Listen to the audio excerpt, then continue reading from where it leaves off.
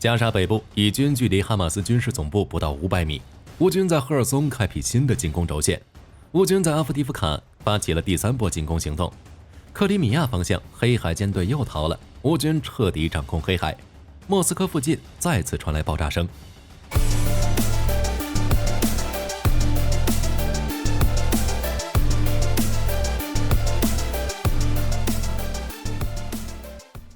哈马斯时代要结束了，一次精心策划的袭击导致结果失控，没有元首，哈马斯自己葬送了自己。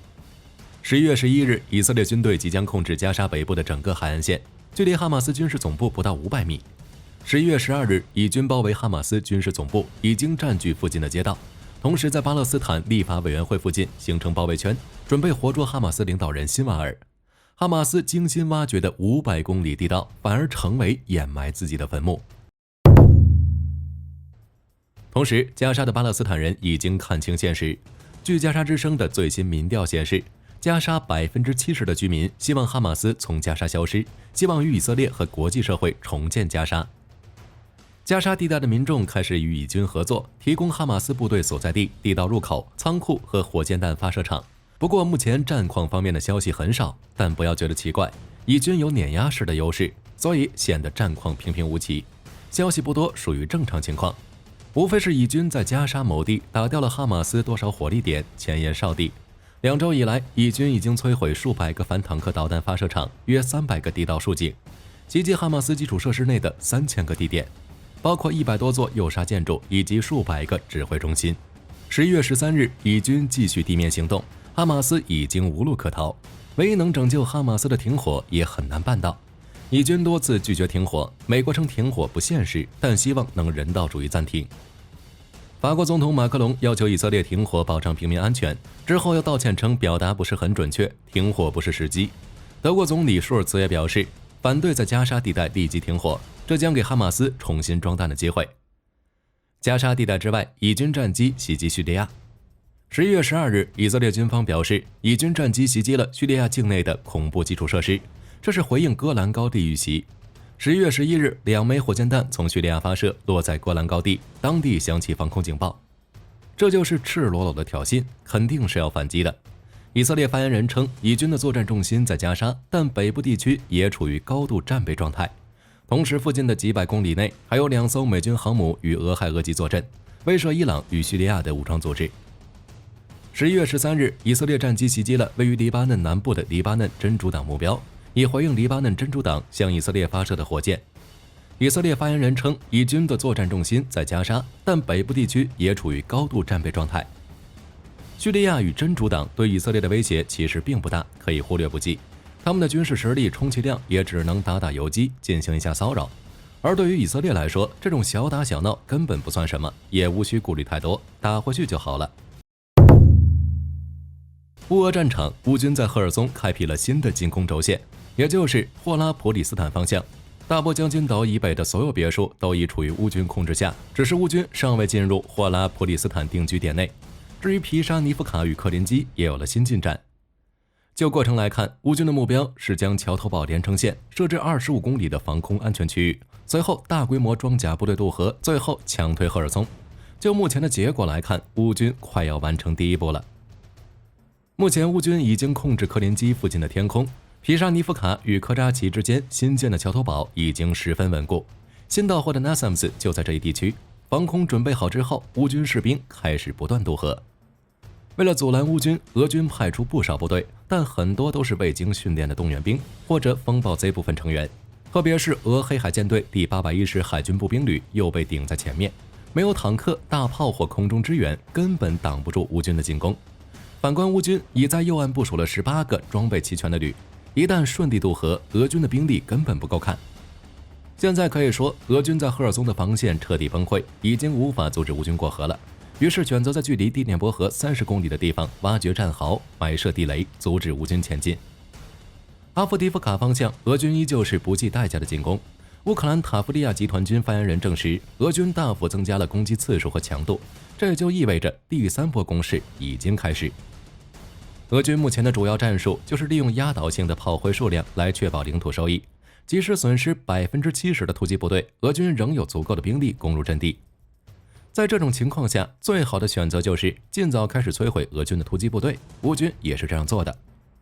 目前乌军的无人机和大炮大量集中在克拉斯诺霍利夫卡地区，俄军装备很少能穿越乌军火力封锁，除了炮火封锁外，乌克兰炮兵还进行远距离布雷，俄军坦克和装甲战车就算是走出之前清理出的路线，也会踩雷爆炸。斯捷波夫方向，俄军设法在铁路沿线的树阵中集结了大量步兵，并对其发起进攻。俄罗斯消息称，俄军成功进入了该定居点，正在夺取控制权。不过，事实证明，俄军的成功只是昙花一现。俄军突击队在进入第一栋房屋时就已经被消灭了。面对乌军的反击，俄军的反应很是迟钝，战术基本没有变化，也不会尝试使用新路线。乌军无人机与火炮已经创造了几个死亡区，俄军突击队在到达接触线时被大批摧毁，这点在俄军损失上也有体现。11月11日与11月12的人员损失都已经上千人，其中多达70%的伤亡来自阿夫迪夫卡。总的算下来，俄军在阿夫迪夫卡已经损失了上万名士兵，超450辆装甲车辆，50多门火炮和7架苏25战斗机。但就算如此，俄军仍然不计代价的进攻，甚至用步兵直接冲锋。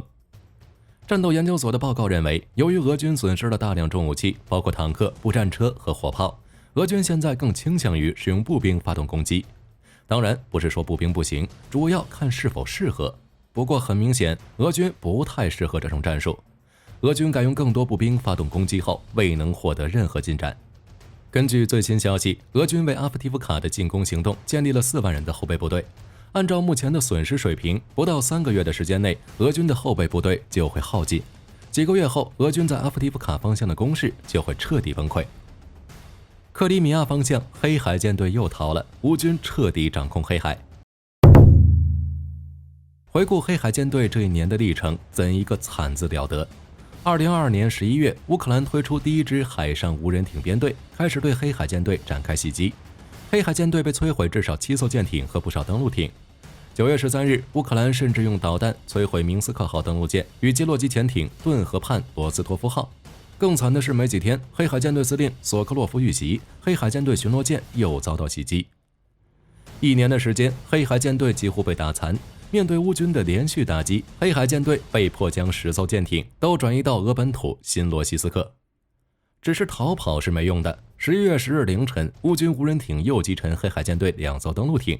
黑海与克里米亚的防空系统遭到乌克兰袭击后，俄军主要用塞尔纳级这些搭载有防空系统的舰船来为其他舰只或者俄海军登陆部队提供登陆作业和撤离的防空安全保护。现在这一想法也破灭了。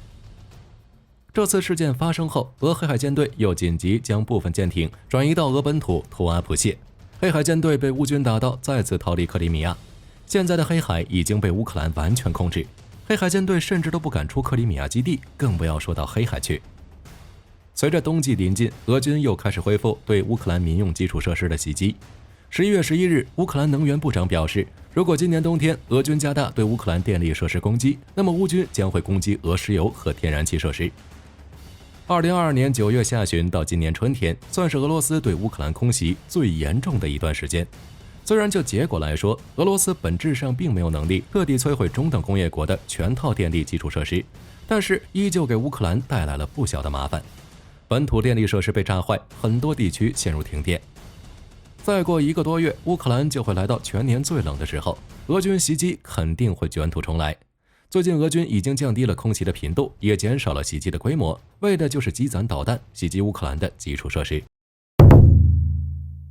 只是乌克兰的防空网已经今非昔比，在这1年中，乌克兰接收了3套爱国者系统，其中1套是刚刚从德国得到的，有 NASAMS 和 IRST 等等。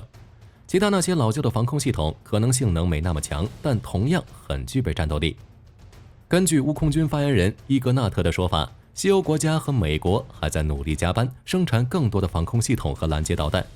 所以今年冬天的空袭，俄罗斯已经无法像之前那样肆无忌惮，甚至说还要遭到乌军的反击。毕竟乌克兰的远程打击武器也已经今非昔比。目前乌军研发和投入服役的无人机大概有30多种，其中至少10种是远程的。俄罗斯城市、港口和仓库等重要设施都已经被揍过了。如果针锋相对的话，俄罗斯的损失肯定比乌克兰更大。乌克兰国土面积较小，同样数量的防空武器能产生更好的效果，而俄罗斯地方太大，防空系统又少，防不胜防。不过重点还是俄军防空网不行。俄罗斯的防空武器在过去2年的战争中已被证明，性能并没有俄军说的那么强。俄罗斯的铠甲 S1、S300、S400 都被乌军的海马斯、风暴阴影和战术无人机摧毁过，有的甚至未能发起预警就被打成废铁。而且就最近的战况来看，乌军也加大了对俄本土的袭击频率。11月10日，莫斯科斯摩棱斯克州上空有2架无人机被击落，同时莫斯科附近的科洛姆发生爆炸。无人机试图攻击俄罗斯的机械工程设计局，这应该是最近1个多月以来的第一次。同时，据俄媒体报道，11月10日，俄托夫斯克市的坦波夫火药厂发生大火，该厂是俄罗斯最大的工业设施之一，为俄军生产弹药，包括用于小武器子弹的火药。俄媒报道称，没有造成人员伤亡，没有损失，但是俄媒的水分太多，大家看看就好。乌克兰国防情报局称，无人机对俄罗斯军事设施的攻击的确发生，而且结果是成功的。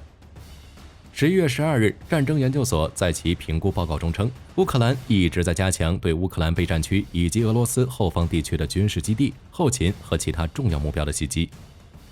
好了，这期视频到这就结束了。各位认为乌军在赫尔松方向取得大突破的契机在哪儿？欢迎在视频下方留言，大家一起讨论。如果内容有不对的地方，各位也可以在下方指正。我是火力军，下期见。